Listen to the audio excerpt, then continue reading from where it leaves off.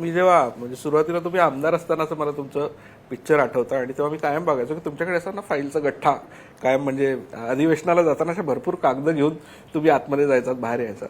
तर मला असं खूपदा वाटतं की तुम्ही जर मुख्यमंत्रीपद किंवा हे राजकारण आणि या याच्यात आला नसतात तर अकॅडमिक क्षेत्रात जाण्याची काही तयारी कारण अभ्यास इतका बारीक करत नाहीत राजकारणी सहसा. मला खरं म्हणजे मला वकील व्हायचं होतं. म्हणजे वकील आहेच मी, पण मला प्रॅक्टिस करायची होती. सुप्रीम कोर्टापर्यंत प्रॅक्टिस करायची होती. मला बार ॲट लॉ करायचं होतं.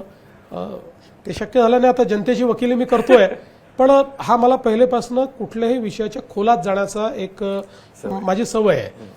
म्हणजे आपण बघितलं असेल की अगदी पहिल्या टर्ममध्ये देखील मी ज्यावेळेस बोलायचो त्यावेळेस सभागृहामध्ये 8-8, 10-10 पुस्तकं रेफर करायचो.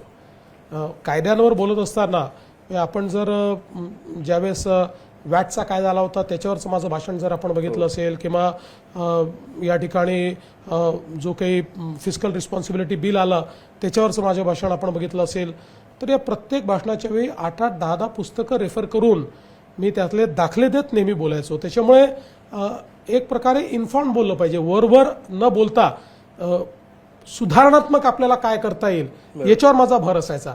आणि म्हणूनच मला असं वाटतं की माझ्या पहिल्याच टर्ममध्ये मला राष्ट्रकुल संसदीय मंडळाने उत्तम संसदपटूचा पुरस्कार देखील दिला. आणि माझ्या पहिल्याच टर्ममध्ये जे राज्यातले मंत्री होते किंवा मुख्यमंत्री होते हे जरी मला भाषणाला तेव्हा कमी वेळ मिळायचा, मी नवीन सदस्य होतो, तरी देखील आवर्जून उपस्थित राहायचे आणि माझ्या भाषणाला ते किंमत द्यायचे. कारण त्यांनाही माहिती होतं की मी पॉलिटिकल बोलत नाही, मी विचारपूर्वक बोलतो. बरोबर.